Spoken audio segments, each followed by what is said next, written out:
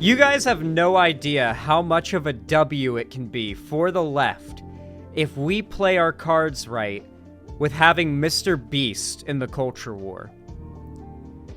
You guys get that the right is just handing us MrBeast, right?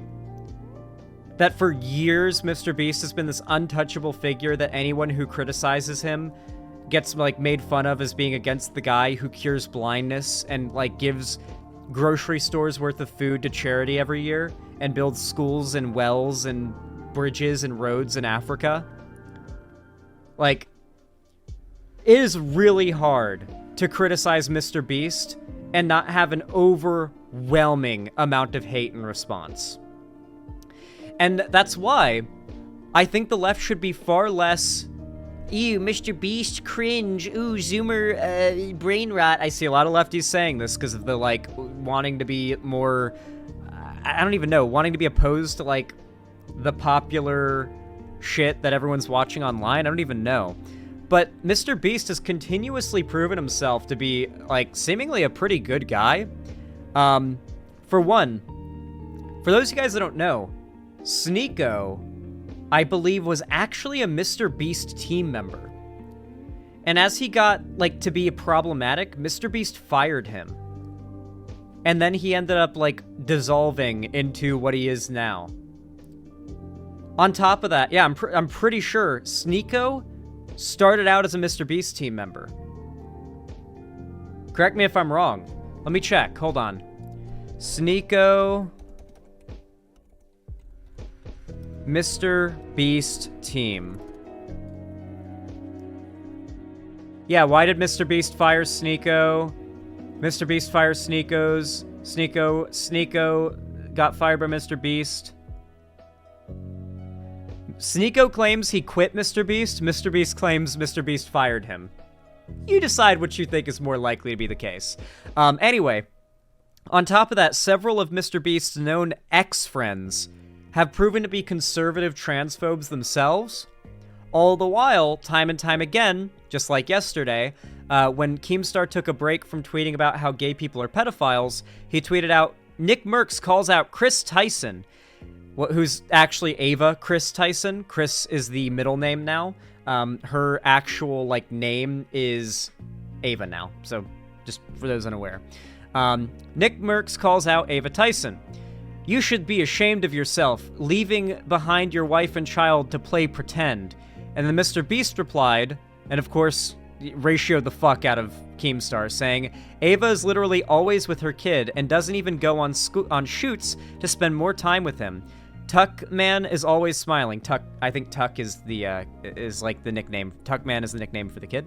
Is always smiling, not sure why this rumor is a thing.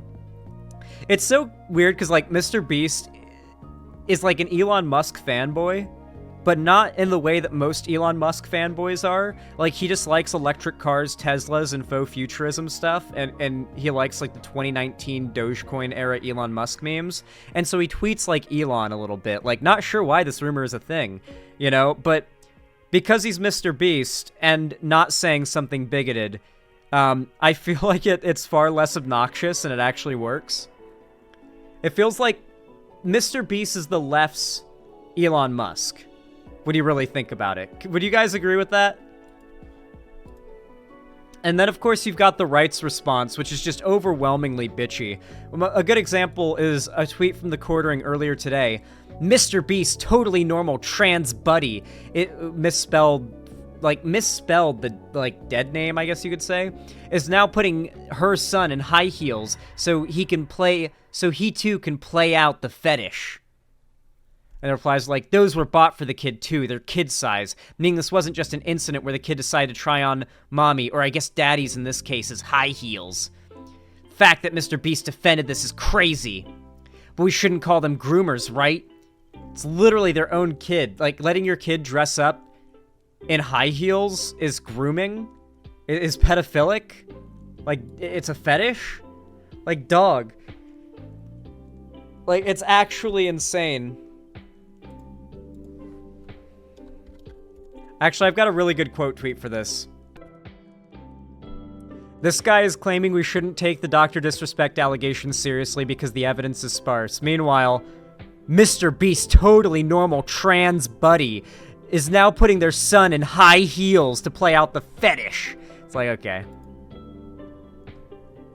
I feel like that's a pretty good response. But meanwhile, you've got actually, like, the actual Twitter page of Ava. And of course, I do find it quite hilarious how her Twitter activity is just the most normal shit ever. Here's her Twitter. It's just like, in case you haven't heard, name, like a music thing. I want to go on a podcast or two with her son. I'm really glad that despite all the unnecessary hate you've been getting, this is from when, back like a year ago when this started, you've been getting, you still continue to express yourself. The hate really isn't too bad. People are going to have to try hard if they want to get to me. Got to step up your game to even come close to beating some of my family. Now, the thing is, the right's response is to say, okay, word, and now they're attacking her son. Now it's just like right-wing figures with millions of subs tweeting out pictures of her son and implying that she is a groomer and a pedophile. Do with that information what you will, is the message that they're giving to their audiences. I would say this is like outright, like inspiring calls to violence towards Ava and her family, like outright. Jesus Christ, these people have no morals? Yeah, they don't. Actually, I think I saw it in my recommended. I think it's like it came out right as I was streaming. I think even Philip DeFranco covered it. Yep. Yeah, Philip DeFranco covered this. I'm wondering what the coverage is like, because he tends to have like the most normie opinionated take. Oh, it seems like his coverage was the first story of the day. Nice. I like Philip DeFranco. I watch him sometimes, but man, I still have a bad taste in my mouth about that one time where he reported.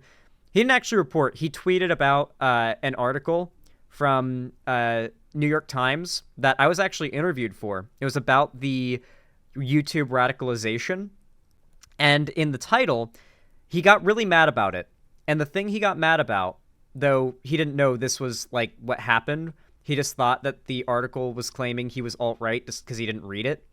The way the article worked was that when you started at the top of the article and you scrolled down, there was a collage of different YouTubers that the person who was interviewed, like, primarily for the article watched on their channel. And as you scrolled down, the idea was that the background, the collage of different YouTubers' faces, the YouTubers who are just normal, like, non-conservative YouTubers would slowly fade away, and all that would be left behind would be, like, the crazy conservative, like, alt-right ones. And, like, they would just be, like, tiles left over against a white background behind the text. And the page was bugged for, like, a day. When you scrolled down, among the more radically right-wing figures that stayed on the page, accidentally, Philip DeFranco stayed up, and a couple of other YouTubers.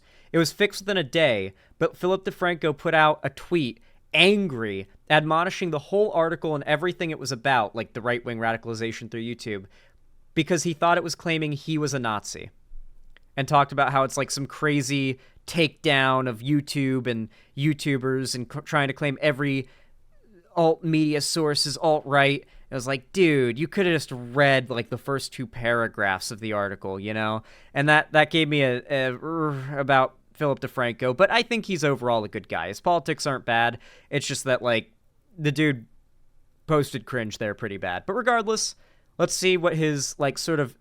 I feel like he has the definitive normie take. Let's see what his take on this whole Ava Tyson, MrBeast drama is.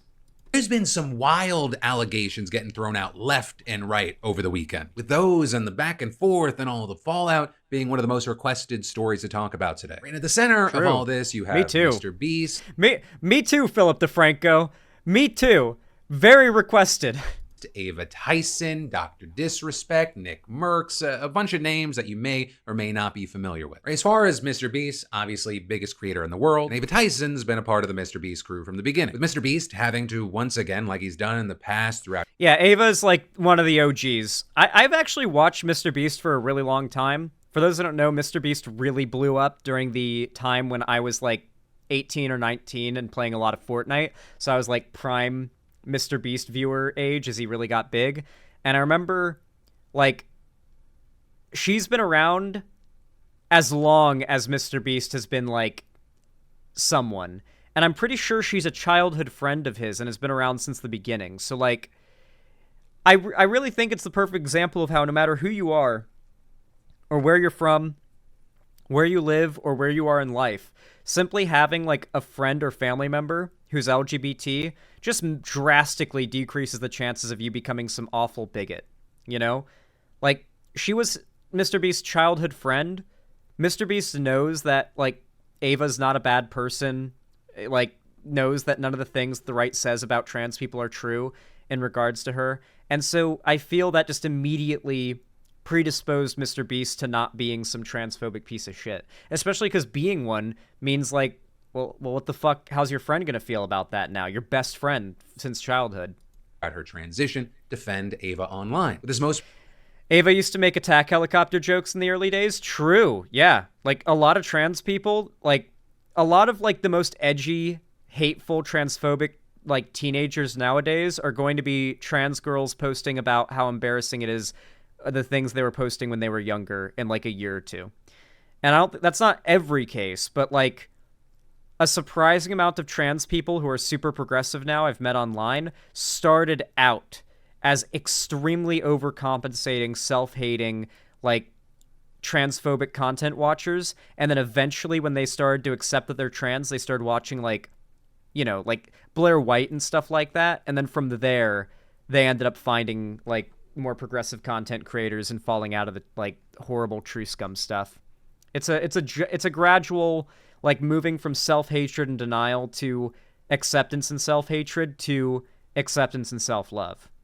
recent example of that stemming from a video posted by Nick Merckx. And he's a very big gaming streamer, though I would say definitely over this past year, with more and more of his anti-trans talk, he's gotten a lot more attention. And he tweeted to Ava, "You should be ashamed of yourself, leaving behind your wife and child to play pretend. One day you'll wake up and realize what you've done." Or which was his reaction to a tweet from Ava earlier, saying, "Me every time I post on Twitter." My mentions are he, they, she, hey, they. And so Nick's tweet, it garnered a lot of reactions, including from Ava herself, who replied the quote, "Protect the kids crowd when someone is a loving parent versus when their boy is currently facing SA accusations." Right? And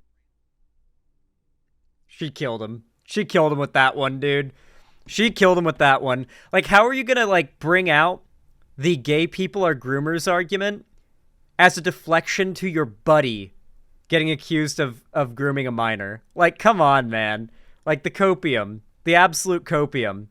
The straw manning, the projection. Kids crowd when someone is a loving parent versus when their boy is currently facing SA accusations. Right? And that seemingly referencing the fact that Nick Merckx has been defending DrDisrespect against recent allegations that he was inappropriately messaging a minor. Right? Because there was a claim from a former Twitch employee over the weekend that Doc was permanently banned from Twitch because that happened. With DrDisrespect responding to that multiple. To be fair, though, this guy has been claiming, like, he'll sell the reason why Doc was banned for years and then finally tweeted out. So, like, even if this person isn't lying, they're a massive piece of shit for, like, the way they outed it. Because they were, like, using the fact that they supposedly knew and saying, like, pay me, if my whatever gets this much money, I'll say why Doc got banned. Multiple times over the weekend, saying, "I get it, it's a hot topic, but this has been settled, no wrongdoing was acknowledged, and they paid out the whole contract." And later tweeting, "Listen, I'm obviously tied to legal obligations from the settlement with Twitch, but I just need to say what I can say since this is the fucking internet. I didn't do anything wrong, all this has been probed and settled, nothing illegal, no wrongdoing was found, and I was paid. Elden Ring Monday."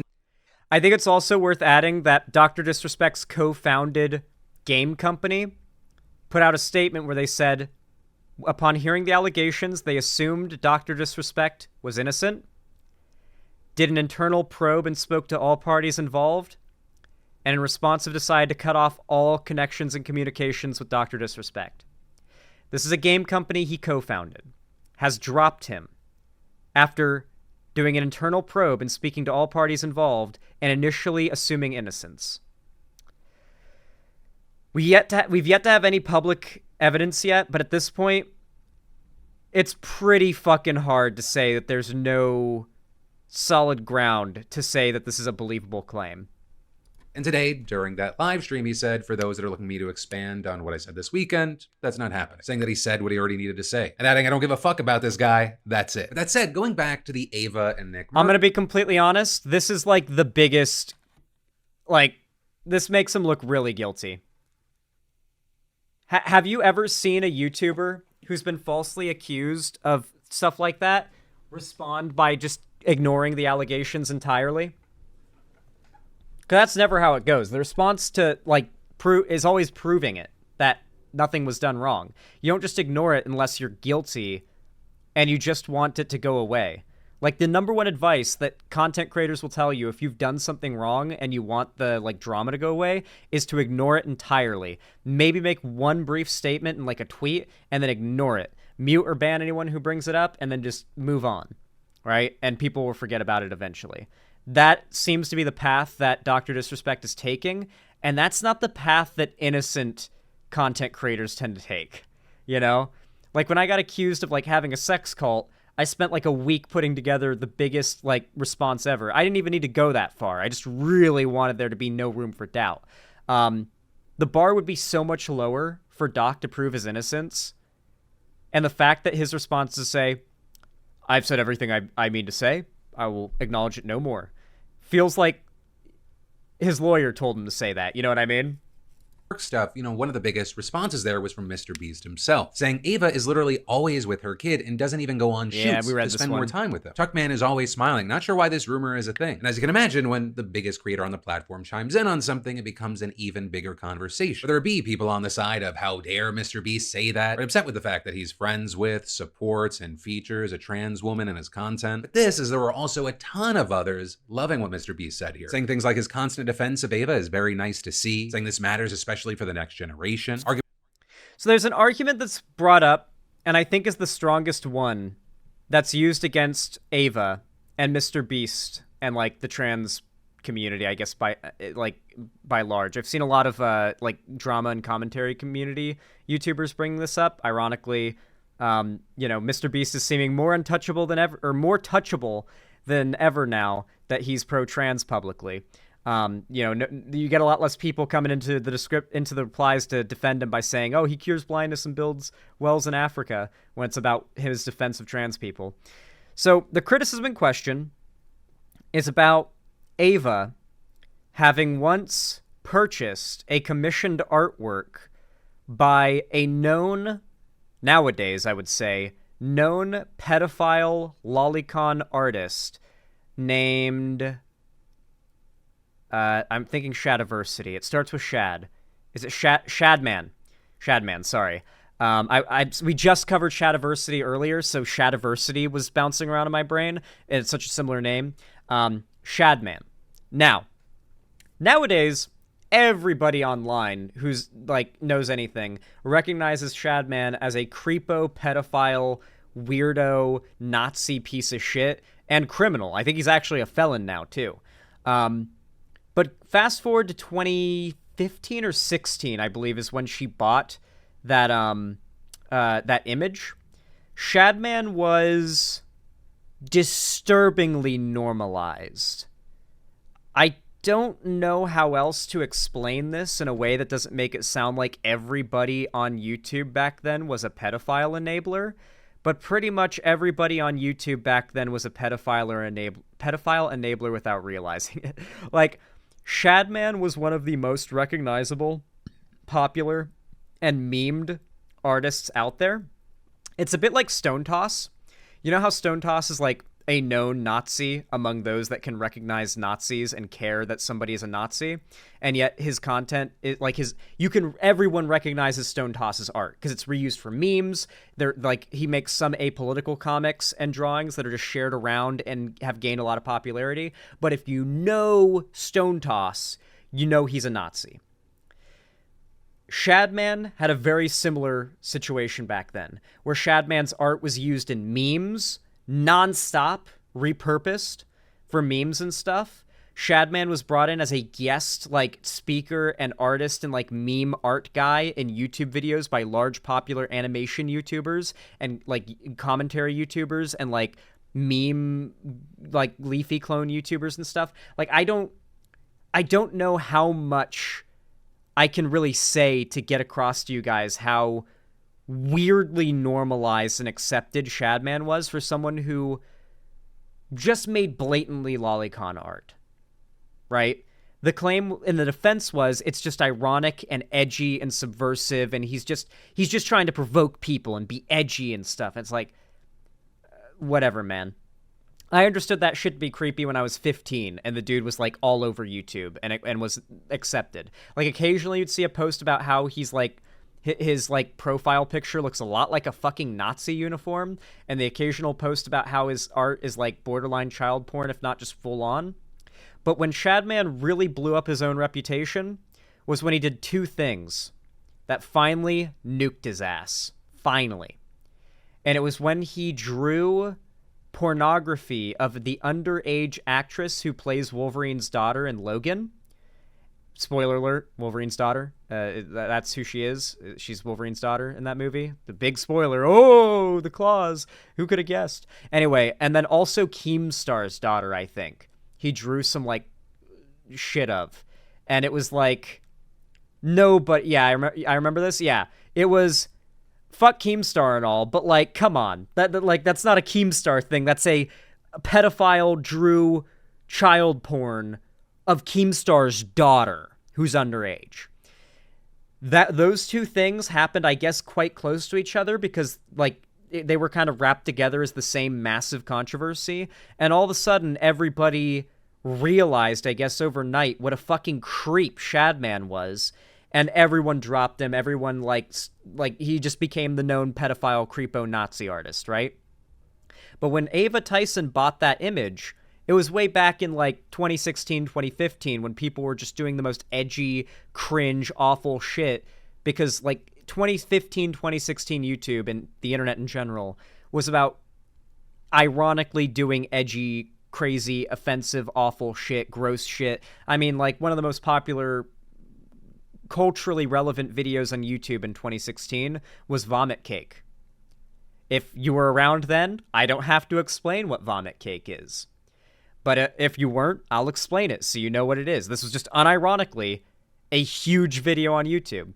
Filthy Frank, iDubbbz, Anything for Views, and Max Mofo got together, and they gathered cake ingredients, and they found they didn't have a mixer or a mixing bowl to mix all the ingredients together. So what better way to mix the ingredients than to have Max Mofo eat the ingredients and then force him to vomit the ingredients up into a bowl and then to bake that into a cake and then eat it on YouTube, on video. They made several sequels. They made hair cake after that. You don't have to... Basically the same process, but hair is one of the ingredients. And then after that, it was human cake, where they went to VidCon and got different bodily fluids, ass hairs, pube hairs, snot, spit, all sorts of disgusting things from YouTubers, big famous YouTubers like PewDiePie, JonTron, etc. at VidCon. And then they combined all of those things into a... and Joey Salad's piss, yes, Joey Salad's piss as well. Combined it into the ingredients and then made another vomit cake out of that, and then they ate it. And, yeah, they're still up on YouTube, too. You can still watch them. They're very age-restricted, but still. Like, to impart upon you how fucked the edgelord era of the internet in 2016 was, you need to understand the video I'm talking about right now might have, like, 20 to 30 million views. Let me see. How many views does Vomit Cake have? Vomit Cake. We're not going to watch it. How many views does it have? Oh, it's apparently not up. Wait, it's not on YouTube anymore. It hasn't been taken down? All the reactions to Vomit Cake have hundreds of thousands of views.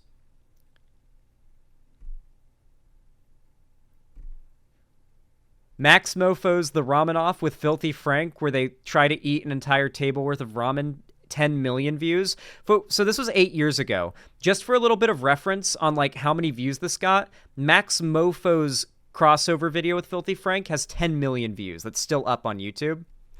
Vomit Cake doesn't seem to be up anymore except for re-uploads, so it's still on YouTube. You can find it, but the original upload doesn't exist anymore from which to glean how many views it had, or how many views it's gained. But I would guess tens of millions, honestly. Someone could probably tell me, like, how many views on Vomit Cake. I know this seems like so random, but I'm trying to express to you how... Oh, wait, no, it is up on YouTube. Oh, Daily Motion. Wait, he re-uploaded it on Daily Motion in 2019. How many views does the Daily Motion version have? Hey, welcome to the Franco's Kitchen. It autoplays. 5 years ago this was uploaded. How many views does it have? How many views does the Daily Motion version have? 4 million views?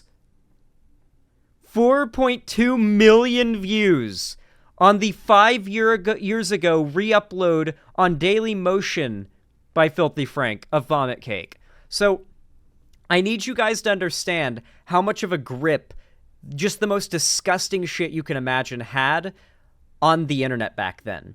There was actually a culture around joking about pedophilia and stuff. And mind you, this was a time when I was underage myself. I didn't participate in this humor, but even if I did, it's like, well, I was 14, you know? But regardless, the humor online was so bizarrely dedicated to trying to out-try-hard edge each other that some stuff that would literally never fly today. And when I say it wouldn't fly today, I don't mean like it would offend people. I mean like people would call for your death on both sides of the political spectrum for the kind of stuff that was regularly said and popularly just like said for the hell of it by content creators back then. You know? Or how big Two Girls, One Cup was. Yeah, that was like a previous gross out era. But yeah, so my point is, I don't believe that the, like, buying the art from Shadman is like this smoking gun, Ava Tyson is a lolicon claim. Because if that's the case, then you might want to look up, like, on the Wayback Machine, how many massive animation YouTubers collabed with Shadman and stuff like that. Because this dude was ubiquitously memed back in 2015 and 2016. It was truly an awful time. Not just for the political stuff, but for, like, internet culture in general. It was just a dark age of internet culture, looking back at it. Like, Filthy Frank and Max Mofo and stuff were cool, but outside of that, 2016 was truly a dark age of the internet. Arguing with Jimmy's influence and reach to young boys, this stuff is going to be his most important legacy. And others chiming in saying, I know True. some will say, oh, this is just the bare minimum, Well, but I feel... I mean, to be fair, he's literally, like, building up entire villages in like, Africa and stuff. I'd say he's doing some more, I wouldn't say important, but more life-altering things directly for people than just the pro-trans stuff. He's literally built schools in Africa for, like, entire villages of people and children and stuff. Like, schools, wells, roads, and, like, yeah, setting up electricity for, like, villages in third world countries and, like, South America and stuff. Like, yeah. I feel like in today's climate, having one of the most famous people on the planet stand up for his friend and supporting her identity and existence is extremely important and impactful. And actually, the proof of this climate and of the fact that MrBeast really... Oh, good point, Chill Will. Yeah, who remembers the Reddit, the subreddit Jailbait? Reddit literally started out as like a third of it just being a child porn distribution platform. I'm not even joking. Like, the guy who started Reddit, pedophile, 100%. Like, I think the lead mod was literally an r/jailbait mod back in the day. Pedophile. Yeah, like, Reddit was literally started to share photos of scantily clad and possibly even naked, for all I know, teenage girls. It was the biggest sub on Reddit. Yeah, it was one of the first and biggest subs on Reddit was r/jailbait, which is just a child porn subreddit. Like, that's a whole different can of worms, obviously, because these are actual pedophiles. But yeah, like, you'd be surprised at how, like, today I think there's a problem with, like, lolicon on Twitter being, like, surprisingly accepted. Like, you'll get ratioed by lolicons if you call lolly stuff pedophilia on Twitter nowadays. But back then, when you consider what Reddit was in, like, 20 whatever, it's pretty fucking like, it was bad. It's gotten better today when you think about it. We've gotten far less accepting to pedophiles existing online. And I think that's a good thing. And I'm glad that times have changed. Is doing something that can make a difference or challenge people's belief is the amount of transphobia in his replies, or just the sheer number of people saying vile things about him and Ava everywhere online. And with that, Ava even writing, they just want to villainize trans people. They realize and accept that I'm in my child's life arguably more than most parents are able to be. They say I'll ruin him or far worse things. They don't actually care. They want to move the goalpost so they can go see trans people bad. Yep. First, the arguments were Ava left her son's life to go pretend to be a woman, and now the claim is, oh, well, okay, so Ava didn't leave her kid. Well, now being around her kid is actually harmful and fetishizing and grooming, and yeah. There cannot be a prominent trans person who is not frequently and constantly demonized and who is not made to be a villain to the main internet public. It can't be allowed. Conservatives can't accept it. And this whole situation got so big and it spread so wide that Ava's ex even had to chime in. Right, Katie, Ava's ex and co-parent releasing a statement. This was so good. Ava's ex came, the parent of the child, came out to defend her because the hate has been so insane. Imagine getting so much unwarranted hate that your ex-wife makes a post defending you. That's how insane and psychotic it's been. And saying, there are plenty of other things in this world to talk about other than a 4-year-old who will one day see all of this. Our lives are the best they've ever been, and Tucker is loved and cared for by both parents and in both homes and is thriving. I don't know who Nick is, and I don't care who he is, but as a parent himself, is this the example we want to set for our children? When we don't agree with someone, we bash them, their families, drag others' children through the trenches by spreading false information about their lives.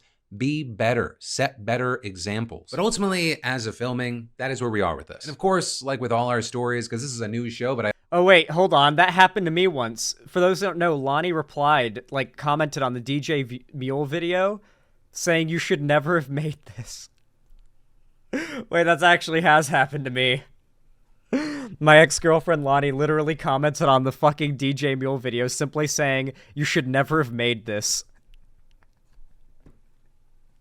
The simpin' ain't pimpin'. I also want it to be a conversation. I'd love to hear from you in those comments down below. Where do you stand on this and why? Also, as you say, all right, let's read the comments. That's what I'm interested in. Hold on, wait, is he? Hey, hi, welcome back. Okay, no, he's done with the topic. I'm curious what the comments are. Imagining MrBeast's, quote, fall from grace being a result not of greed or hustle culture, but from defending his friend is as bemusing as it is absurd. Y'all need to leave Ava be already. I think my favorite take from the situation is, you're a parent. Quit getting pissy about trans people being parents and go be with your own kid already. Be a good example. That got 2.6 thousand likes and a heart from Philip DeFranco. Environmental scientists here. Oh, that's a different topic. Let's see. It's always the protect the kids crowd that gets exposed for this stuff. They aren't a good parent. Finds out they're a good parent. Quick, move the goalpost.